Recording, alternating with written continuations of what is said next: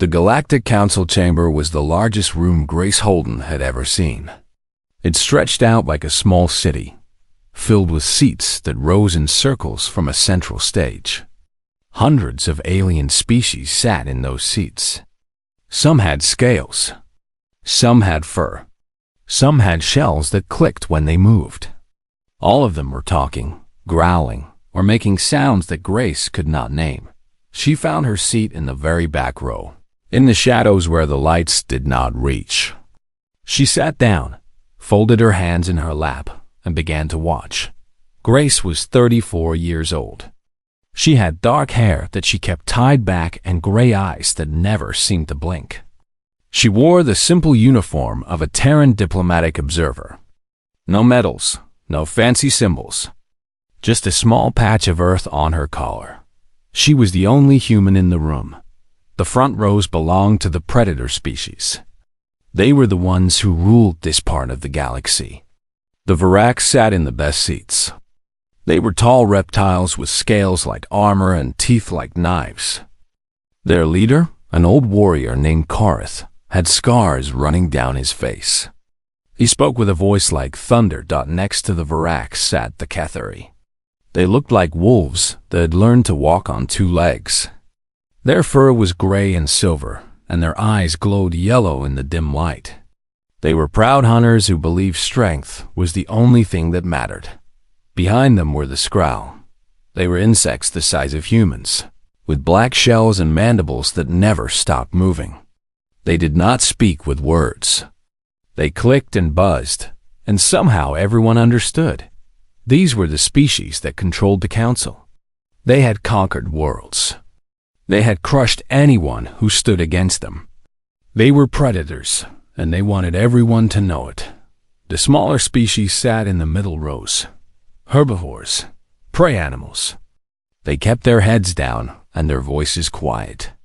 They had learned long ago that speaking too loudly could get them killed. And in the back row, alone in the shadows, sat Grace Holden. She did not speak. She did not move. She simply watched. Karth was giving a speech. He was threatening a group of smaller species who had not paid their tribute on time. His voice echoed through the chamber. His claws scraped against his armrest as he spoke. But something strange was happening. Karth kept looking at the back row. Just quick glances. Small movements of his eyes. He would threaten the herbivores, then look at Grace. He would pound his fist on his chair, then look at Grace again. He was not the only one. All around the chamber, the predators were doing the same thing. The Cathari, the Skrull, every species with claws and fangs and hunting instincts. They kept looking at the human woman in the back row. Grace noticed. She noticed everything. But she did not react. She just kept watching. High above the chamber, on an observation deck, Commander Nathan Price stood with his arms crossed. He was Grace's commanding officer, a tall man with gray at his temples and tired eyes. Next to him stood Lieutenant Lucy Tran, a young officer who had only been in space for 2 years. "Do you see that?" Price asked quietly. Lucy frowned. "See what, sir?" "Watch the predators. Watch where their eyes go." Lucy watched. It took her a moment, but then she saw it. Every few seconds, one of the predator delegates would glance at the back row. At Grace. "They keep looking at her," Lucy said. "Why?" "She's not doing anything. That's exactly why." Price's voice was strange, almost worried. "She's sitting perfectly still in a room full of movement. She's silent in a room full of noise. And she's watching them while they're used to being the ones who watch. But she's just an observer. She has no weapons. No authority. I know." Price shook his head slowly. "And they know that too. But something about her is making them nervous. Look at Karth. He's conquered 17 worlds. He's killed more enemies than he can count. And he can't stop looking at the human woman in the back row." Below them, Karth finished his speech. He sat down heavily in his throne-like chair. For a moment, he closed his eyes. Then he opened them and looked at the back row one more time. Grace Holden was still watching him. There was nothing threatening about her. She was small compared to him, soft. She had no claws, no fangs, no armor. If he wanted to, he could cross the room and kill her in seconds, but something stopped him from even thinking about it. It was a feeling he could not name, a whisper in the back of his mind, a warning from instincts that had kept his species alive for millions of years. This one is dangerous. He did not know why he felt this way. He did not understand it, but he could not make the feeling go away. After the session ended, Korath called his aide to his side. "The human," he said. "The woman in the back row. What do we know about her?" The aide checked his datapad. "Her name is Grace Holden. She is a diplomatic observer for the Terran government. No military rank. No combat record. She has never participated in any known battle or conflict. That's all? That is all we have, High Korath."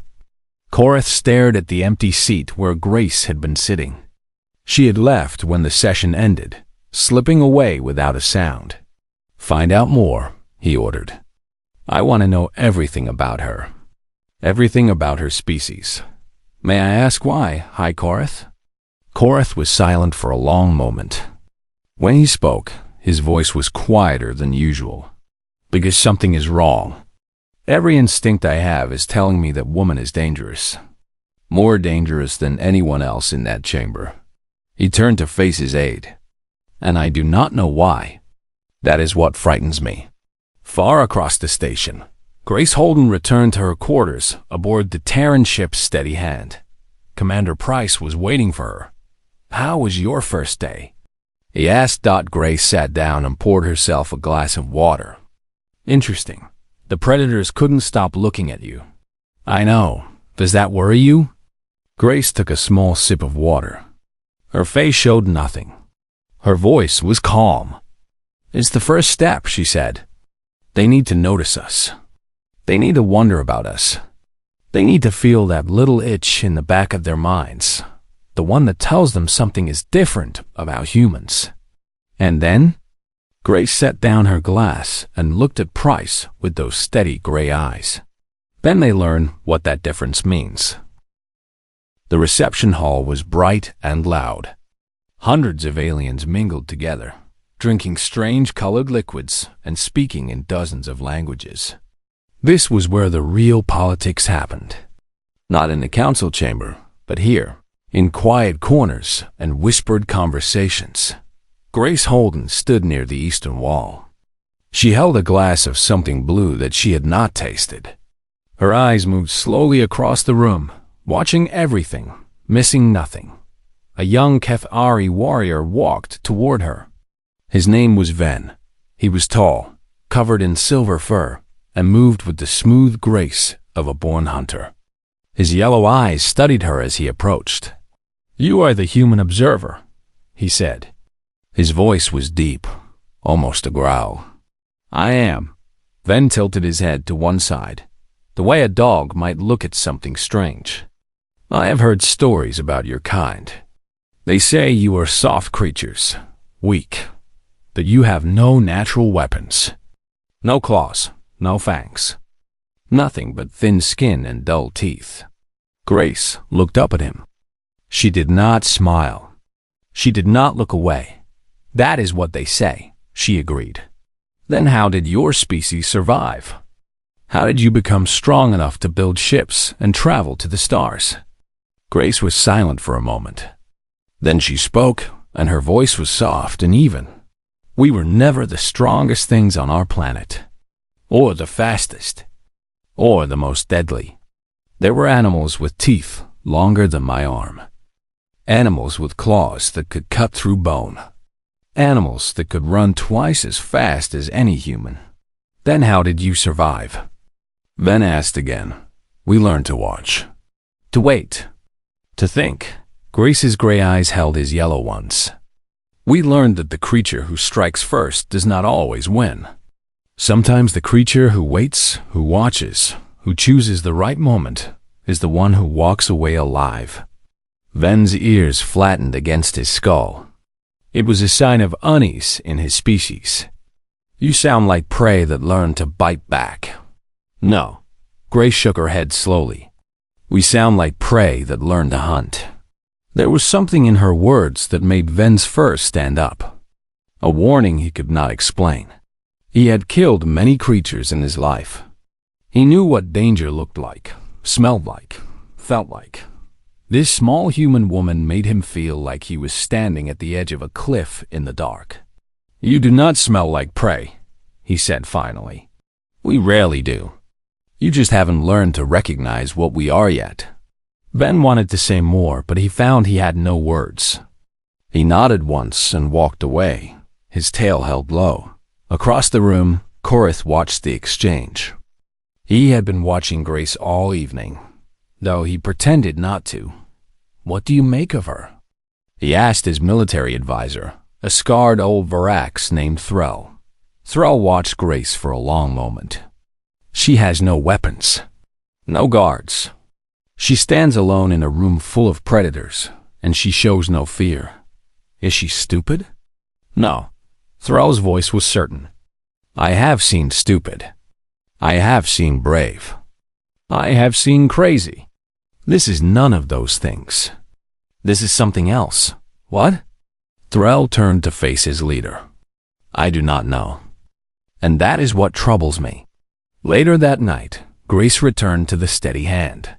Commander Price was in his office, staring at reports on his screen.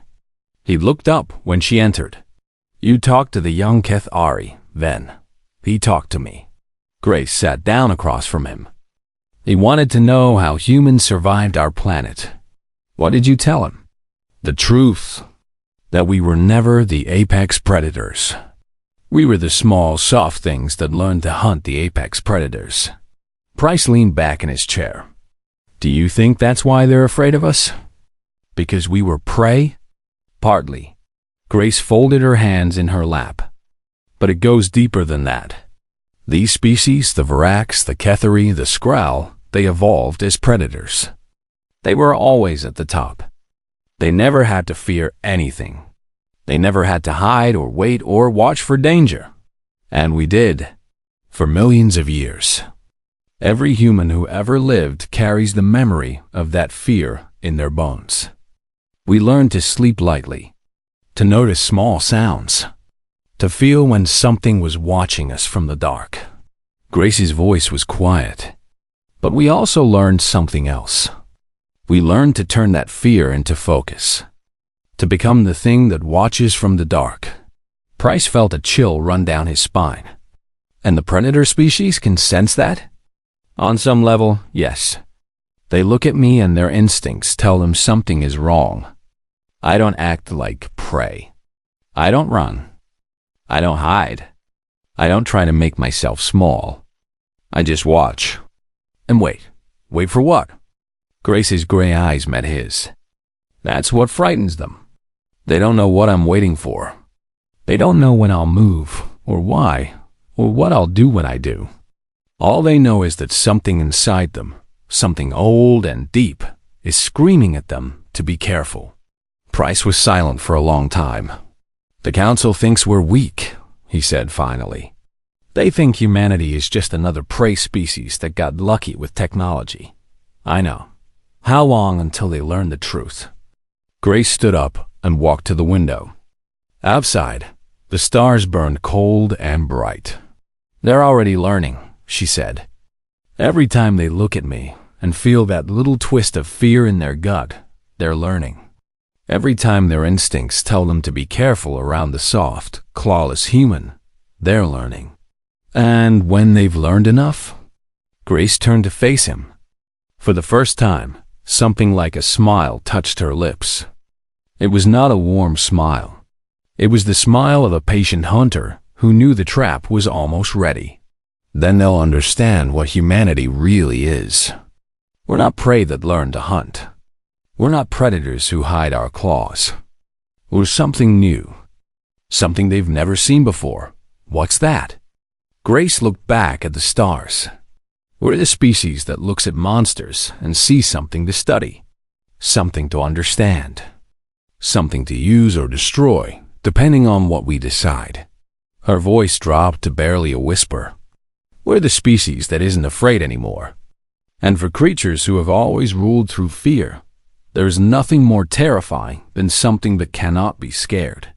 Price sat in his chair long after Grace left. He thought about what she had said. He thought about the way the predators in the council chamber kept looking at her, unable to explain their unease, and he wondered what would happen when they finally understood what they were dealing with. He had a feeling it would change everything. The message came in the middle of the night. A Terran cargo ship called the Dawn Caller had been captured at the edge of Varax space. 23 humans were being held hostage. Commander Price rushed to Grace's quarters. He found her already awake, already dressed, already reading the report. The Varax took our people, he said, breathing hard. I know. They claim the ship crossed into their territory. They say it's a legal matter. It's not. Grace set down the datapad. The Dawn Caller was nowhere near their border. I checked the navigation records. This is a test. A test of what? Of us. Of us. Of me? Grace stood up and began pulling on her uniform jacket. They want to see how we react. They want to see if we'll fight or beg or negotiate. What will we do? I will go to them. Price's face went pale. Alone? Grace, this is obviously a trap. They'll kill you. Maybe. Grace finished buttoning her collar. But I don't think so. Korath is curious about me. About us. He wants answers more than he wants blood. You can't know that. No, I can't. But I know predators. I know how they think. She looked at him with those calm gray eyes. They respect strength. If I come with soldiers and ships, I'm just another enemy to fight. But if I come alone, if I walk into their den without weapons or fear, they won't know what to make of me. And confusion is more useful than force. Price wanted to argue. He wanted to order her to stay. But he knew that look in her eyes. He had seen it before, in soldiers who were about to do something that seemed impossible. At least take a weapon, he said quietly. Grace shook her head. The weapon I need, I'm already carrying. 3 hours later, a small shuttle docked with the Varax battlecruiser Crimson Fang. The ship was massive, bristling with weapons. Home to over 1,000 Varax warriors. Grace. Holden stepped out of the shuttle alone. 20 armed Varax were waiting for her. They were the biggest, strongest warriors on the ship. Their scales were scarred from countless battles. Their claws were sharp enough to cut through metal. They surrounded her and led her through dark corridors lined with trophies. Skulls of conquered enemies. Weapons taken from fallen foes. Signs of every victory the Varax had ever won. Grace looked at each trophy as she passed. She did not seem impressed. The throne room was at the heart of the ship. Korath sat on a massive chair made of bone and steel. Behind him stood his best hunters. 20 more warriors, each one capable of killing a dozen enemies in single combat. Grace walked to the center of the room and stopped. She stood with her hands at her sides, her face calm, her eyes steady, human. Korath's voice echoed through the chamber. You came alone. You asked me to. I asked to see if you were foolish enough to accept. Most species would have sent warships, soldiers, weapons. We are not most species. Korath leaned forward on his throne. No, you are not. That is what I am trying to understand. He stood up and began walking toward her. Each step was slow and heavy. Your kind has no claws, no armor, no venom. How did you survive your world? How did you climb to the stars? Grace did not step back as he approached. She did not flinch. She simply watched him with those gray eyes. Have you ever heard of a persistence hunt? She asked. Kara stopped a few feet from her. No, it is how our ancestors hunted. Long ago, before we had tools or weapons, we hunted animals that were bigger and faster than us. How? You cannot outrun prey. You cannot overpower it. No, but we could outlast it. Grace's voice was soft. A human would choose a prey animal and begin to follow it. Not chase. Just follow. The animal would run, and the human would walk. The animal would hide, and the human would find it. The animal would rest, and the human would keep coming. Korth's eyes narrowed. That seems like a waste of time. It wasn't. Because here is the secret of humans. We don't overheat the way other animals do. We can walk for hours, for days, without stopping. The prey would run and run until its body gave out, until its legs failed, until it collapsed from exhaustion and fear. Grace took a step closer to Korth. None of his warriors moved to stop her. And when the prey finally fell, when it couldn't run anymore, the human would be there, still walking, still following, still coming. Her voice dropped low. We didn't hunt with speed. We hunted with patience, with certainty, with the absolute knowledge that we would never, ever stop. The throne room was silent.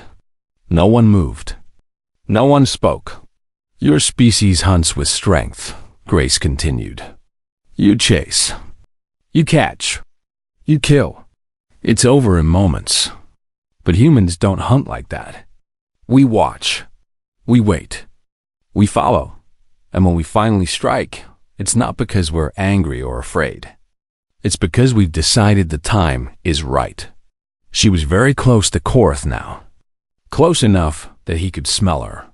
Close enough that he could kill her with one movement, but he did not move. You wanted to know what we are, Grace said. We are the species that hunted everything on our world.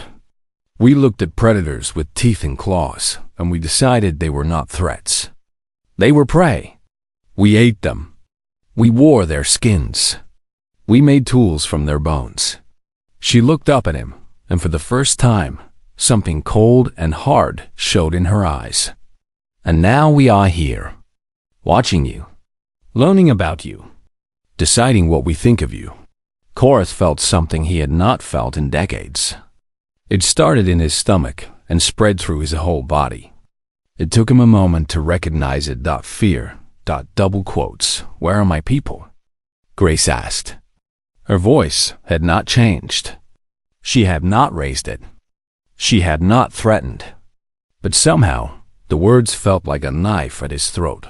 Korth was silent for a long moment. Then he turned to one of his warriors. Release the humans. Give them their ship. Let them go. The warrior hesitated. Hi, Korth. They violated our space. The law says what I say it says. Korth's voice was harsh. Release them, now. 1 hour later, Grace Holden walked back to her shuttle. The 23 crew members of the Dawncaller walked with her. None of them had been harmed. As the shuttle door closed, Grace looked back at the Varax warriors watching her go. They were the deadliest fighters in the galaxy. They had conquered worlds. They had crushed armies, and they were afraid of her. Not because she had threatened them, not because she had fought them, but because she had shown them something they had never seen before. A predator that didn't need to prove it was dangerous. A hunter that was patient enough to wait. A human. News spread fast in the Galactic Council. Within days, everyone knew what had happened on the Crimson Fang. A single human woman had walked into a Varax battleship, faced down 40 warriors, and walked out with 23 hostages. Without a single shot being fired, the predator species were in chaos. The Ketheri demanded explanations. The Skrull clicked and buzzed in what might have been confusion or anger. The smaller prey species watched with wide eyes and whispered to each other. Something had changed. Grace Holden returned to her seat in the back row of the council chamber. She sat in the same spot as always. She wore the same simple uniform. She did the same thing she had always done. She watched, but now the watching felt different.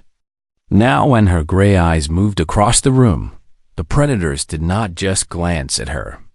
They stared. They shifted in their seats. They whispered to their aides. The prey species looked at her too, but their eyes held something new, something that looked almost like hope.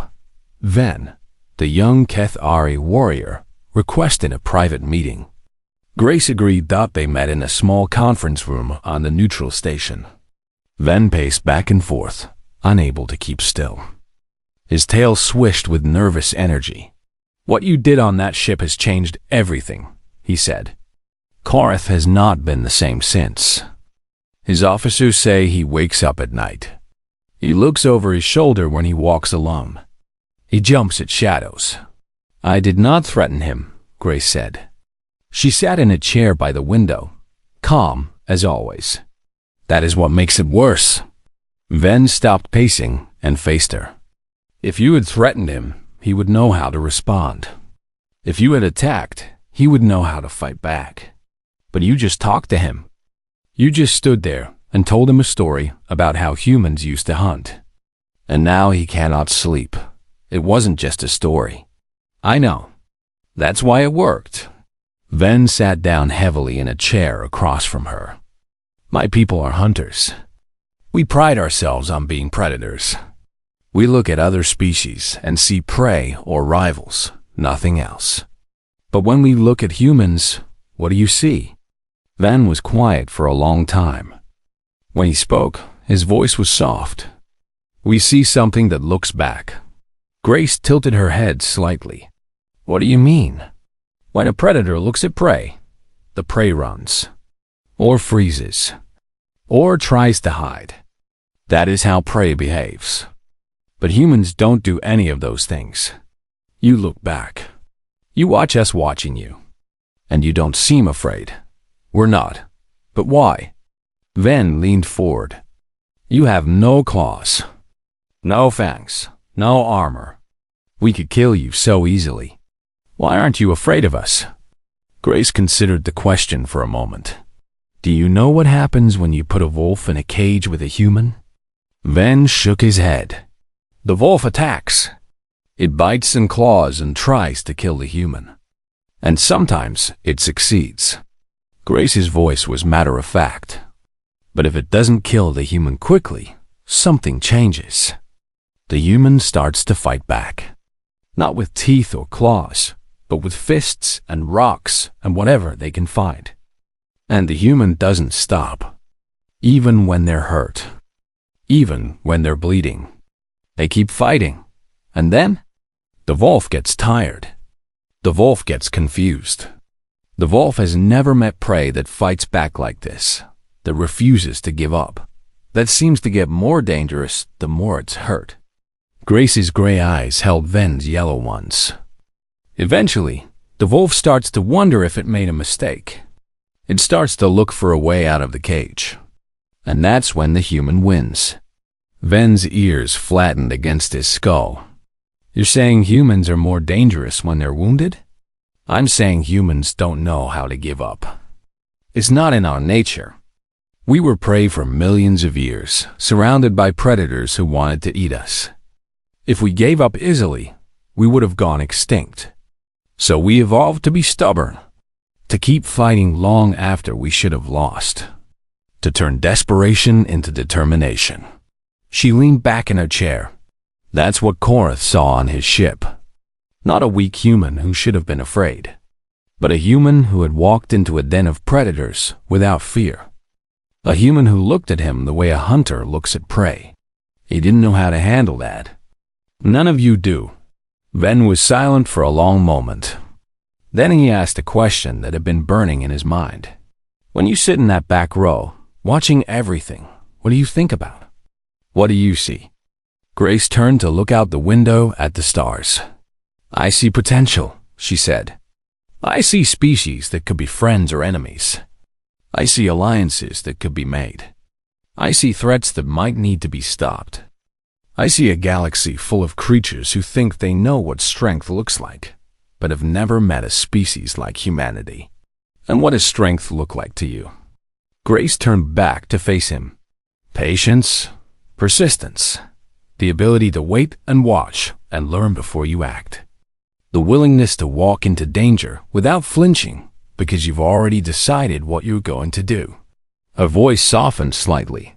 And most of all, the knowledge that winning isn't about being the strongest or the fastest. It's about being the one who doesn't quit. Ven stood up. He walked to the window and looked out at the same stars Grace had been watching. My people have a saying, he said. The most dangerous prey is the kind that looks back. I always thought it was just an old story. A warning for young hunters not to be overconfident. He turned to face her. But it's true, isn't it?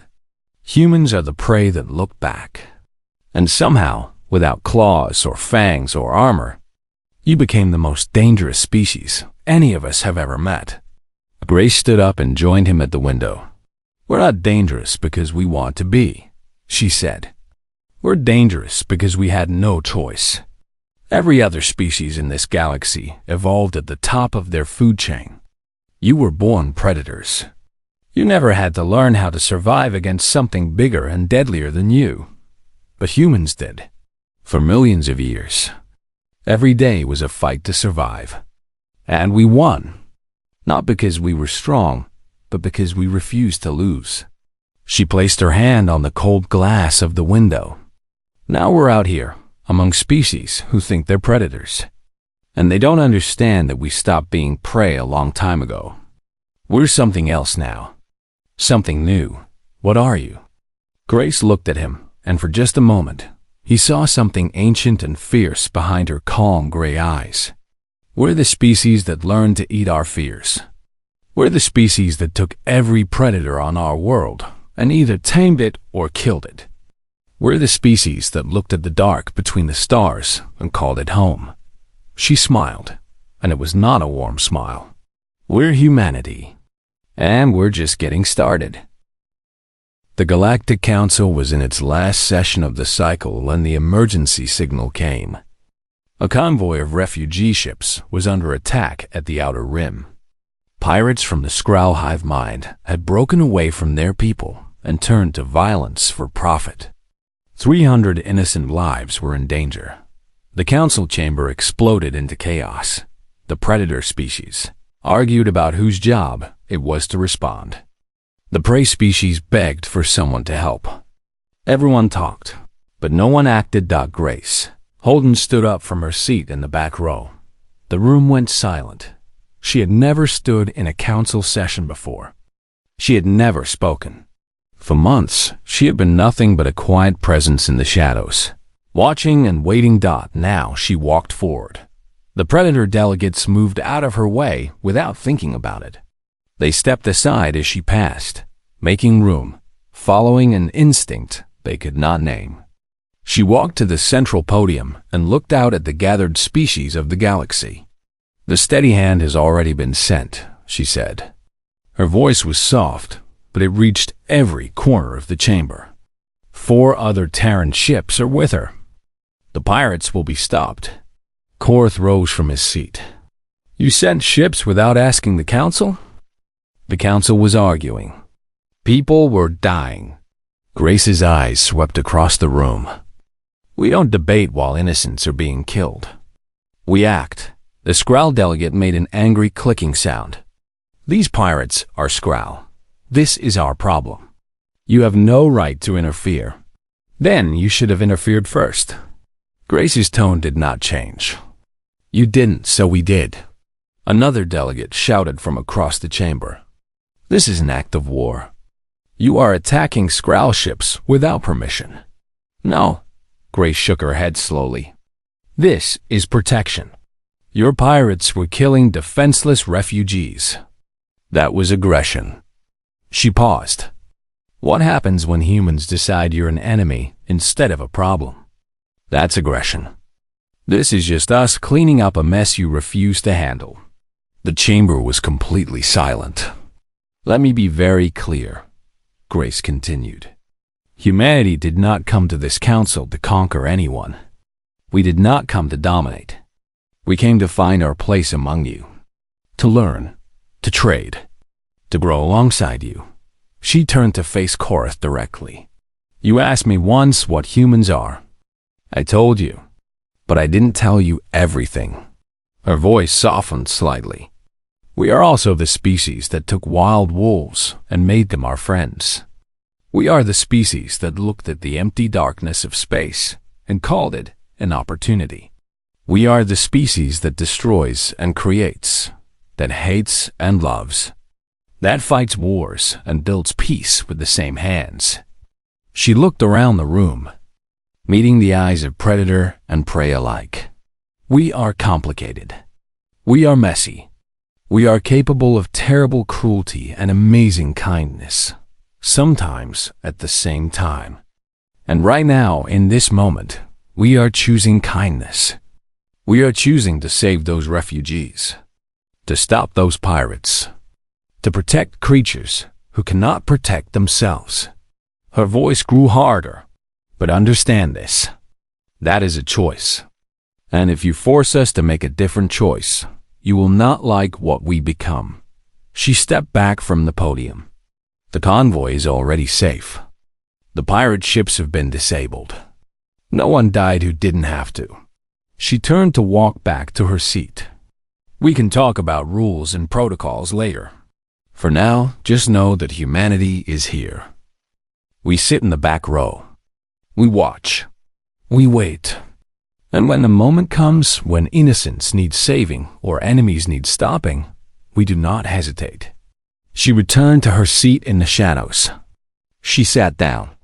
She folded her hands in her lap, and every predator in the room felt her gaze on them, like cold water running down their spines. 3 months later, Grace Holden attended her final council session before returning to Earth. Her time as an observer was over. She had been promoted, they said. Given new responsibilities, Korath found her as she was leaving the chamber. Observer Holden, his voice was different now. Softer, more respectful. I wanted to speak with you before you left.